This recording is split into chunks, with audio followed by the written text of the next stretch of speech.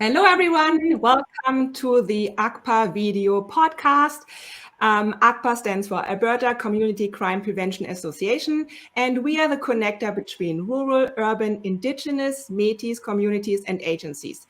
We believe that we can build safer communities and well-being when we all work together, and that is why we foster relationships with partner organizations. Our episode today is all about community challenges of addiction.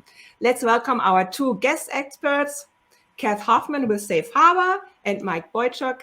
And with us today is Jean Botha, the chair of ACCPA, and I am Kirsten Hewer, your host today. Kath and Marc, welcome. Yeah, welcome. I would love for you to briefly introduce yourself and say a few words of what you do and who you serve. Well, good morning, everybody. I'm Kath Hoffman, and I am the captain at Safe Harbour. And I just went first, Marc, but I just noticed that. Sorry. Totally fine. And I'm the captain at Safe Harbour, and we are Central Alberta's nonprofit who are providing services to adults who are actively in their substance use. And we do that in the form of shelter services, outreach services, housing assessment services. We have a 20-bed medically supported detox program for people who are ready to start that bigger process of recovery. And we have a wonderful Indigenous program called Many Healing Blankets that helps provide that cultural support and connection to many of the people we serve. Awesome. Thank you, Kath. And good morning. I'm Marc Boychuk. I'm coming from Peace River, way up north here. I've recently, the last 5 years, been looking into and trying to solve homelessness in our small community, and look deeper and deeper into that, and I've found out the addiction use and the mental health issues that we struggle with in our communities, and got myself attached with the Alberta Health Services as a North Zone rep for mental health and addictions now, just so I can advise and help people along the way. It's a difficult challenge that we face for sure, and I love to see places like Safe Harbour that. Unfortunately, we don't have any services like that up north here, so I'm sure Kat sees many people from our area coming down her way. So glad to be here.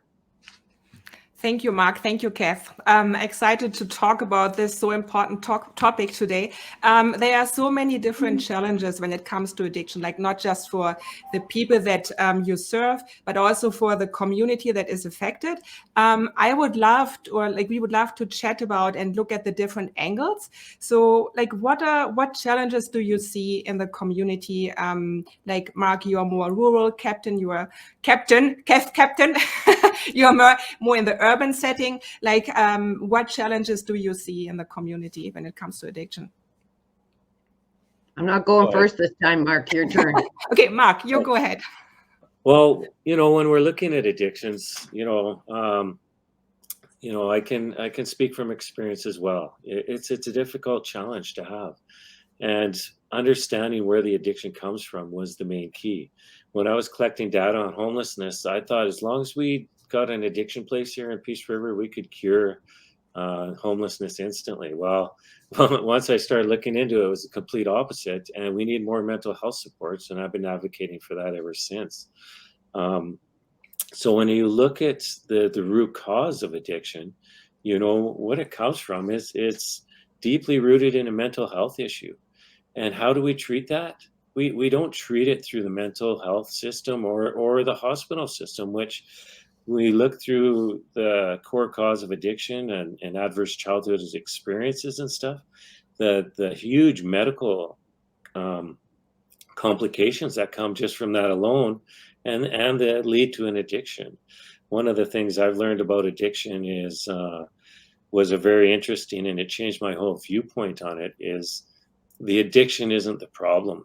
It's just what they're doing to solve the problem.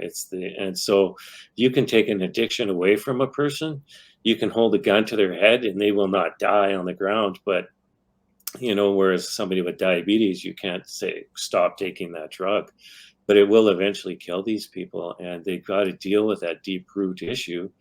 And I find that up in Northern Alberta, even our doctors in the emergency room are trained to deal with mental health issues. Yet we turn that on our RCMP to deal with a mental health issue with discipline and penalties, and it's just not working.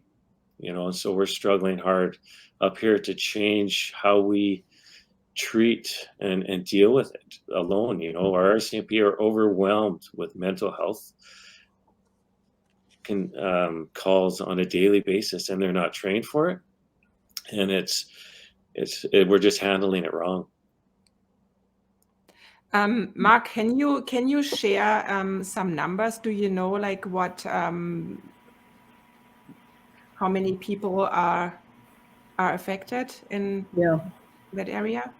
Yeah, so we do what's called a homeless estimation count. It's a lot different than urban centers use, and how that goes about is we put out a survey to the service agencies in our community, and we do that over a 2-week to a month period versus a point in time count, which is done over a 24-hour period. Mm-hmm. So we did that in 2020 during the pandemic, and of course many service agencies were outright closed, and yet we still came up with 55 people in our little community that were experiencing homelessness, and a core problem there is mental health issues driving that, and of course now the economy on top of that, right? So we collected some pretty viable data. We've done this 2 times now in our community, so we've collected that, and pretty well every single respondent in our community, except for one, was born in Canada. So and the vast majority of them this time are Caucasian versus Indigenous. So we get some real-time data of actually what's happening in our community, where 2 years ago it was completely different. Pre-COVID it was different, and so we get that data there. We find out who's dealing with what, but we've also worked closely with the RCMP here, and the numbers and the amount of time and hours that we're spending, because we live in a small community. If anybody has a mental health issue, they have to be transported, because we have 0 mental health beds in our hospital. We do not have an on-call psychiatrist, so they have to travel by RCMP at least 2 hours to the next community. Sometimes it's an 8-hour trip one way. So can you imagine the cost and just the trauma being in the back of a police car during a mental health crisis? So, wow. Yeah. That I can I'm just picturing myself sitting in a car and like having no access. So is there like, Kath, how does it look like here in Central Alberta? Like do we have the wraparound services that are needed, and can you share your experiences? Well, I'm just bummed right out about Marc right now, because that's so heavy. And I'm sure, Marc, you can feel very alone, just as a community with need, and the inability to get processes and people in place to help. Like that is, in Central Alberta, of course, in Red Deer, we have those supports. When Marc was talking, it reminded me of the early days, like 10, 15 years ago, compared to what we have now. We were kind of where he was. We didn't have a mental health team out. We always had hospital beds for sure, mental health unit, but it's a weird crisis that we're in. It's a weird one. When a tsunami comes, or a flood, or a fire, or whatever, COVID, we have people saying, holy doodle, let's go, let's get moving on this. When we have a crisis like we have right now, and we're seeing the increase of addiction and therein mental health crisis for people, it's a different game. It just is. It's a different game because it's tied up in stigma. It's smarten up if you just quit using. What Marc said about, it's so not about the substance. He's absolutely right. It's never about the substance. The substance is a symptom. What's driving that addiction, and that takes time, and a lot of people helping to support people as they figure that out, right? When we consider the stress that we've had increase through COVID here and around the world, levels of stress are up. People lost their jobs, businesses lost their businesses, blah, blah, blah, blah. We can only see this go crazier. I was thinking in particular when Marc was talking, the effects of the community, the effects for the people who are suffering that don't have the support they need right away. In Red Deer currently, we've been battling a dynamic in our shelter program because of the behaviors associated with people's addiction, and especially crystal meth. That's where the substances do make a difference, when the behaviors start to be such that they're scary. And the downtown businesses that are around the shelter, and Wetaskiwin had the same sort of thing happen there, understandably have had to deal with more than their fair share of vandalism and people passed out on their doorways or whatever, right? And so Marc has a spot where he doesn't have the supports, and you can see what's happening. We're at a spot where we do have the supports, but not all that we need, and not appropriate response, but still something, and that's what we've been doing in the addiction world for a long time, the bare bones. And who are serving the people that are actively using?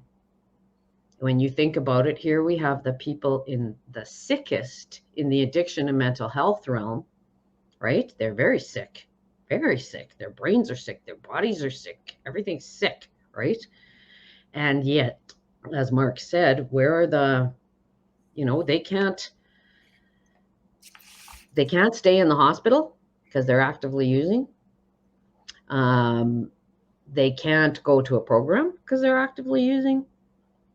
And yet they need us really bad. And lots of people just think, well, until you smarten up with that addiction, like, hey, sucks to be you, sorry about that, but smarten up. So it's interesting how the dynamic of that stigma that Marc is really affecting our service right now in order to provide shelter in our community. Shelter, a basic human need, right?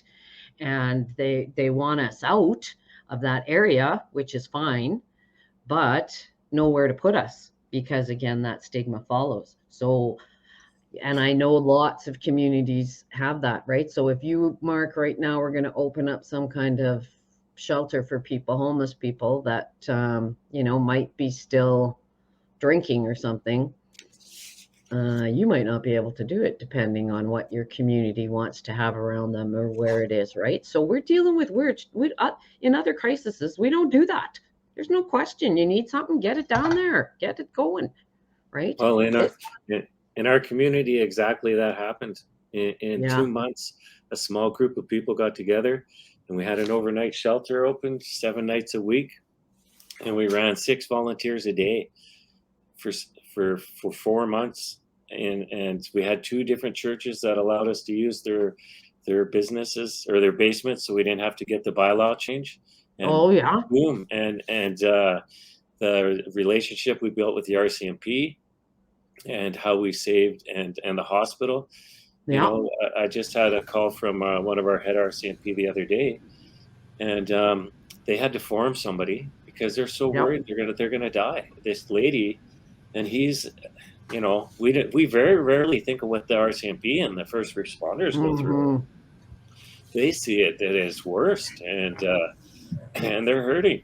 And Can you keep have is zero your shelter, services. Mark, is your shelter still going? Yes. So thankfully, due to the Rural Development Network and Reaching Home, we were able to get full-time funding. We have full-time staff. We've housed a guy that's lived under an underpass for 11 years. Right Wow. on, By man. connecting Wow. to these people. So, but I want to shout the shelter down because we need to get supports. We need Yeah. these people living in a home with supports, not being kicked out at 7 a.m. to try and live till 10 o'clock Yeah. at night every day. Yeah. Mhm. Yeah. So, Mark, this sounds really amazing. When I look at Kath and how, like, the last couple of months or probably years, with fighting for the shelter, and so was there a lot of resistance in the community when this came up? Like you said, it kind of happened overnight. Like how, like, were there specific connectors in the community? Like who initiated this? Like this is kind of amazing, I find. Yeah. Well, it took a lot of awareness, because although there was an immediate need, my approach has been very slow and solid instead of building something that would topple. And so the first couple of years, I just did awareness. I slept outside in our post office with people in -40. And so and then we got the data. So we couldn't deny it. Like right from the RCMP, our head of our mental health, even the Indigenous people, we don't have homeless people. Well, when we collected the hardcore data from a reliable source, it was undeniable. We had more people sleeping on benches in parks than any other rural community in Canada, in Alberta. And so we acted on that. We solved that problem. We have 0 people sleeping on benches once we found that out. Yeah. Wow. So you decided to sleep outside with them to create awareness. Is that what you did? Yeah, it was one of my crazier moments. Don't give her any ideas, Mark. It was chilly. It was -44. It was the 4th coldest place in the world at that time. We were colder than the North Pole. It was quite an eye opener.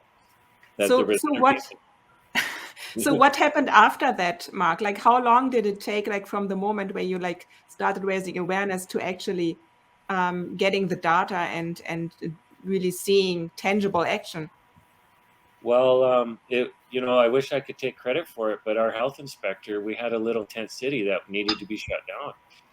And she contacted me and wanted to open a shelter. And I said, okay, yeah, let's get a group together. And then that's like, she wanted to open it this winter. I said, what the heck? You should have been contacting me like March if we wanted to open it, not September. Like we're talking September, October.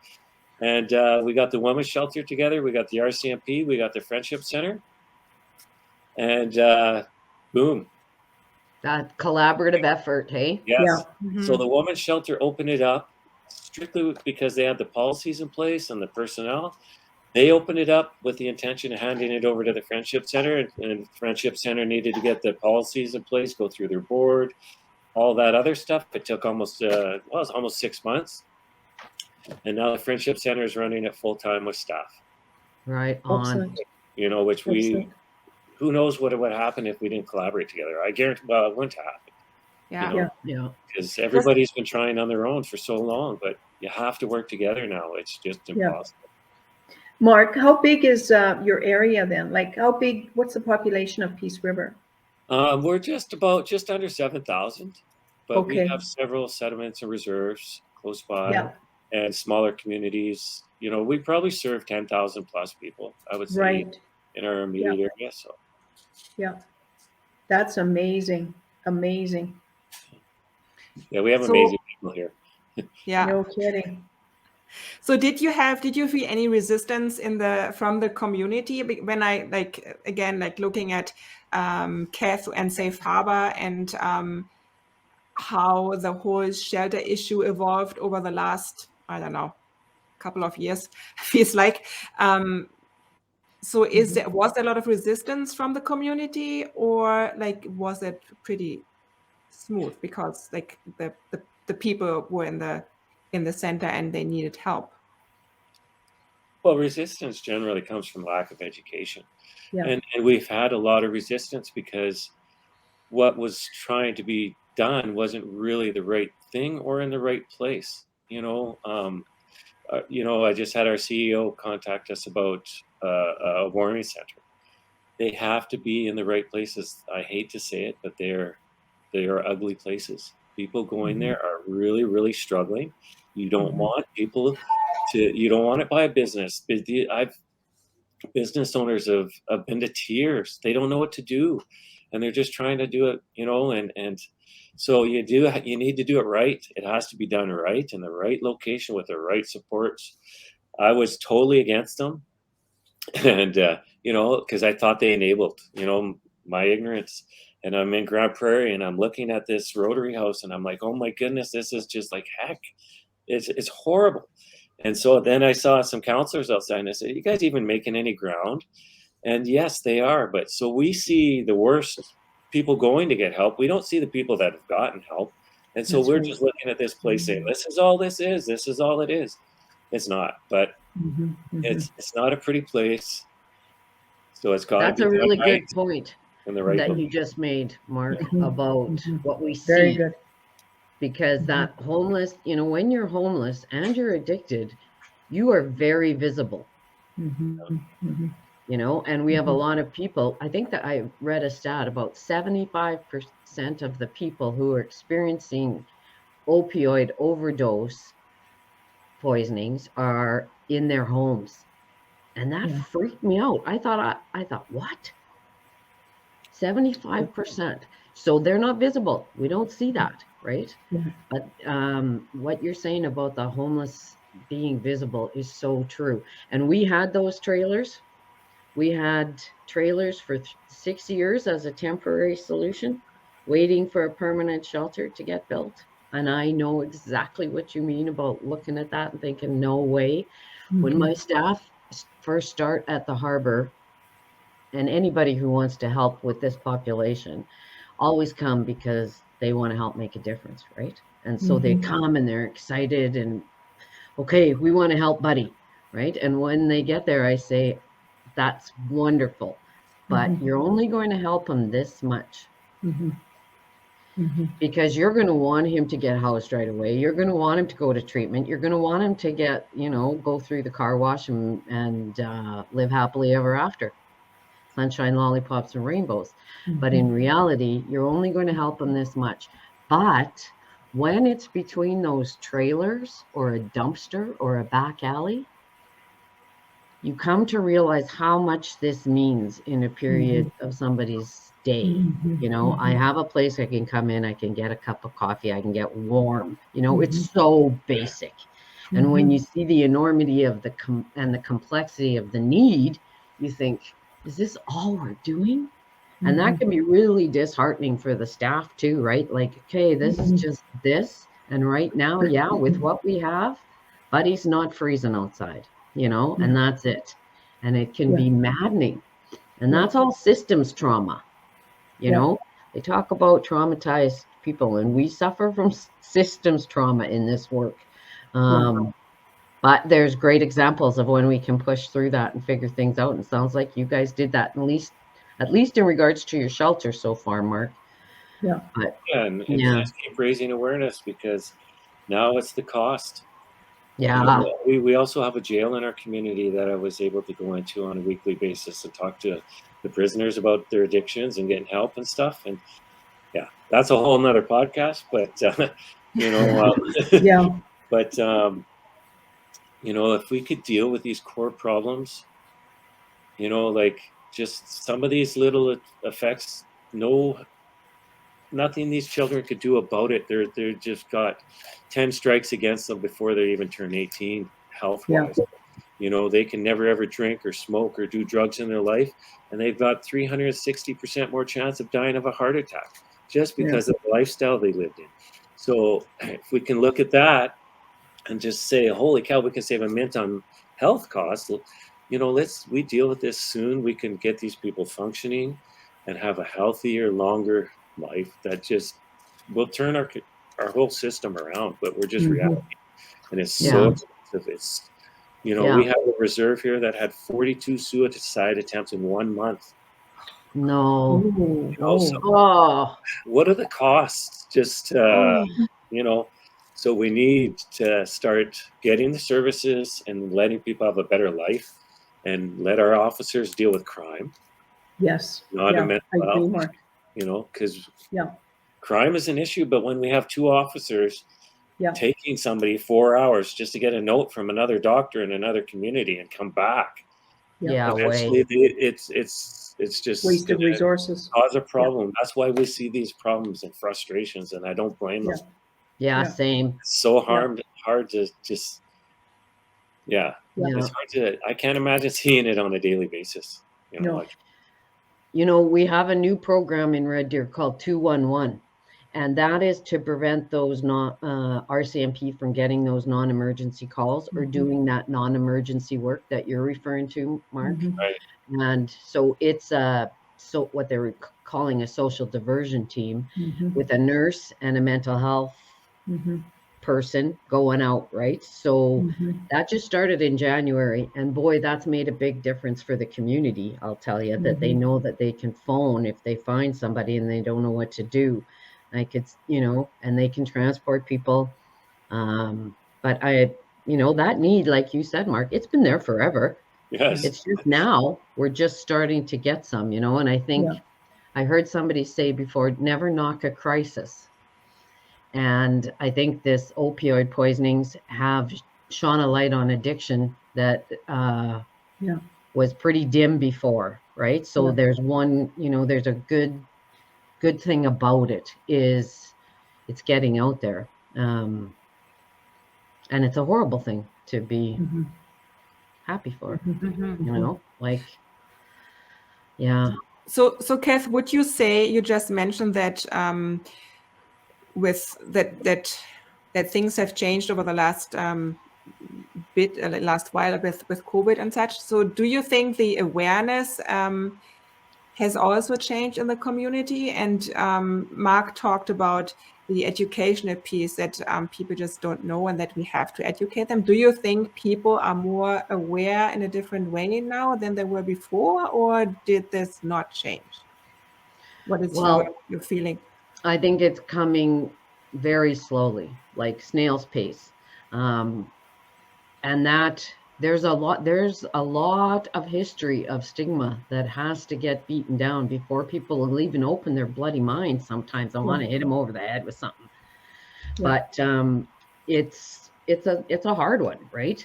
The challenge that I'm facing, or that we're facing in Red Deer in regards to our nonprofits and those services that we need, like supervised consumption sites and overdose prevention sites, uh, the what I really would love to get the message out is the difference between the issues that we're having and the nonprofits who are trying to help, Mhm. because people see them as one and the same. Mark, you even said before about how you thought, oh, this would be enabling somebody, right? And then you'd be, for us, you'd be seen in the community as enabling these people. And I always think, enable them to what? Sleep on a mat on the floor? Yeah, okay, guilty, I guess. I'm guilty. I let them in. It's. So, but that stops services from coming. I just thought before that was just a lack of awareness, and it's not going to, we can educate them eventually, but before we can get there, it's happening. This is real right now. And I think that as leaders, we really have to make a concerted effort to show that difference, because people see us as coming, and then because we're there, the problem's there, which is kind of true. And we don't have everything we need to make it all go away, right? So yeah, it's a hard one. I heard yesterday a horrible thing, that the overdose prevention site here had last week 9 overdoses in one day. Oh dear. And they sent the pill away to get it analyzed, what people are using. They knew it was something different. Typically, there would be 5 to 10% of a pill that had fentanyl in it, and this one had 35%. Whoa. I just about flipped. Whoa. So people are going to die faster than we can help them, unfortunately. And yeah, they're just having a hard time reviving people that have used that. So, you know, when I have to think about advocating for a safe supply of drugs, look how far, Yeah. how is that going over? Yeah. You know? Yeah. But I yeah, agree with Kath, though. It is a big mindset. yeah, It's just like Mark commented about the RCMP. A friend of mine who is retired, she says they were just the catch-all for everything, and that's one thing that has to be exposed. And also, like you say, Kath, with the safe supply, yeah, that's another thing people do not understand. Yeah, the difference. Yeah, yeah. Well, and it's a big stretch for people. You know, exactly. if this isn't your world, Yeah, you know, you're thinking yeah, of harm reduction as going to the dentist, and they're yeah, thinking of harm reduction as getting a safe supply. yeah, Though that is like, whoa, yeah, yeah, 500 miles apart, right? yeah. So it's, yeah. Ooh, we have It's lots of very, yeah, challenges, Mark. Yeah. Lots of yeah. challenges. We're Yeah. never going to get bored, are we? No. Can we share, or can you share some demographics? Like, is there, like, in terms of age and the people who come? I know, Kath, like, you have a lot of Indigenous people. Yeah, living in South- 33% of the people we serve are Indigenous. 85% are Central Albertans. Yeah, and of course, we serve adults. We serve about 100 adults in and out of the kind of drop-in service at the shelter during the day, and about 80 at night sleeping. And that shelter is for people who are higher intoxicated. And what else do you want to know? Anything Is else? there age-wise? Is Age there, like, adults. yeah. Yeah. And we have a what we refer to as a sober shelter in town too, Mark. So people here have that ability if they are using and they want to break, or they, you know, are thinking that's enough for today, they have that option of going to the other shelter too. So that's kind of a bonus to be able to keep those guys a little separate from each other. Yes, for sure. Yeah. So we work close with the mustard seed on doing that. You should invite the mustard seed. They're going all over the place, Mark. Well, that's, you know, we need something up here. We'll get there. Yeah. But we're just keep identifying the need, and Yeah. we're making head ground. Yeah. Yeah. Can Steady you as she share goes, it's called, Mark. Steady as she goes, exactly. Mark, can you share some demographics as well? And then I would love to, you just mentioned the next steps. I would love to hear what you think the next steps would be for your community. Sure. So, you know, we've got everybody suffering from drugs, you know, right? You know, we had the eye of the storm come through here and open a lot of people's eyes, saying, you know, like Kath mentioned, it's your neighbors that are really struggling too. It's not just these people we see on the streets, but Mhm. you know, we know those. You know, I just had a young man that I coached die there the other day, Aw. and I saw him struggling. It's hard because you have zero services. Like, so, you know, Yeah. as a small community, let's try to get our youth protected. We have probably 15 to 20 at-risk youth here in our little community. We have a great youth program for them. Thank heavens for that. But you know, we need more programs for these kids that struggle. We can see that you go to a school, you can see a big difference in these kids, and they've had to go through COVID. But you know, one thing I'm working at is trying to get people treated at least a little bit better when we get to the hospital. Emergency room is not the place to deal with somebody, whether they've been sexually assaulted or they're going through a suicide attempt. I've been in there through many of them. I've seen it. It's horrible. You know, to have and doctors, the same thing. You're trying to talk to somebody. I've seen the doctor throw his hands up in the air. I've seen nurses cry. Policemen, ambulance attendants, they're all struggling with this. They're like, what are we doing? You know, and frustrated and hardened. And that's the way they're trying to protect themselves. So, you know, for the next steps, I've luckily we have a good hospital staff here. So we're trying to get The transportation's handled a little bit differently with a 72-hour layover. But that's just the mental health breakdowns, you know. I've become trained in a community animator through the mental health program. So, you know, that's just raising more awareness around these challenges.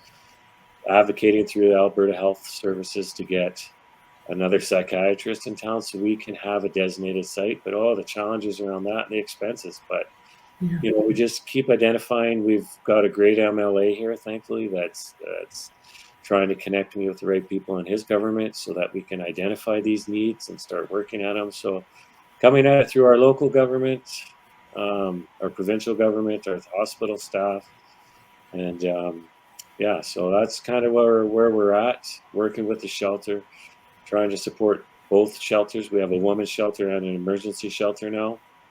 We have an Indigenous Housing Authority here, Métis Housing, which is doing really well. So we're trying to get supports because they run good programs. We just have the housing without supports, and we need to change low-income housing from dealing with a lot of these people that need supports to just low-income housing. It doesn't work because they're getting kicked out because they're not functioning. So we're spending way too much money responding to people that are not functioning well, and just throwing it to another agency to deal with instead of dealing with the core issues and collaborating together and working together. So that's kind of where we're at. Just keep identifying and. Good for you, Marc. What do you do?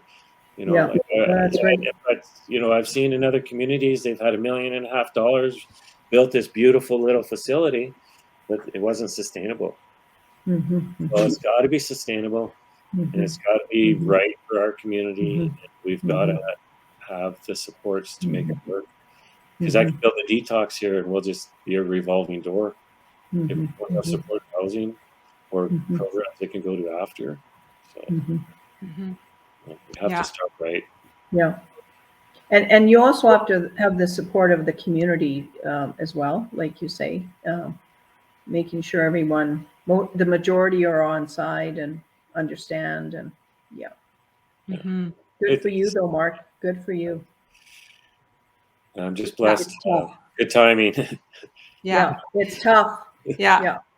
And I think as we noticed, like during the conversation, like one of the big pillars is really building the connections, like within the community, but also like between one community and another, learning from each other. As Kath just mentioned, like someone like the mustard seed that might come up. So really finding and looking for other communities. What are they doing? What can we learn from them? What can we adapt? And where can we help each other out? I think this is always so important, and this is why with ACCPA, like we really want to build the connections and being the network where people find those access points and the information needed that might be there, but people can't find it. Well, and it's frustrating because, you know, I got another crazy idea and decided to run for town council and fluked out and got on there. But, you know, so now I'm connected with more municipalities, but I was prior to that. But we're all trying to do our own little thing here, struggling with what we got. And we're just like, holy cow, if we had some sort of collaborative effort that whatever we develop somehow, and I know they're trying, right? They're trying to get a systematic approach, but we, you know, we get the wrong. It's so vital to do it right. And you, Kath, can probably speak about how far back you got to go if you do something wrong or put it in the wrong location. And oh my goodness, you'll change the whole feeling of the community by doing something wrong like that. And if you do it right, it's the other way around. But who are the experts? You said we're experts. I know. Yeah, who are they? I'm so overwhelmed some days. There's so much going on there that I don't know. And so who does? Who is running this massive issue, sucking the life out of people in our province and our first responders and our hospitals, and nobody's coordinating anything about it? They're just throw money here and you got a program, we'll give you money for that. That's great, but if we systematically approach this as a region or as a province and said, okay, yeah, but each hospital is fighting for their own supports and stealing it from, if I get supports here, well, I just stole it from Manning or High Prairie or somebody else or Slave Lake. I've got a counselor from Slave Lake texting me right now, needing help, right? So like, we need an agency we can just say, okay, well, you go to these guys, they'll set you up and they'll do it right and they'll get the groundwork. But we spend so much money and time and energy, and we've seen how we burn out volunteers because they're struggling just trying to put out a fire with a garden hose. And some communities are putting out a campfire with a fire hose, and that doesn't work well either, right? But they got the money. Yeah. And we should be fighting over it. Yeah. You are so right. And I think the only approach is really to have this umbrella approach and see like what are we needing in general, like what does the community, like the stealing from each other, what you just mentioned, like this is terrible, like we all need help, but it needs to be coordinated and it needs to be collaborative. Thank you very much, Marc and Kath, for your time today. I think it was a really important conversation that we need to have in our communities. And I think we really need to look into how can we build this network and work together and collaborate. And so I would love to thank you very much for today. And is there anything else that you would like to mention? How can people connect with you? You're welcome to share your website, social media information. We will also post that later in the chat. Marc, where can people connect with you if they would love to get to know and to help you?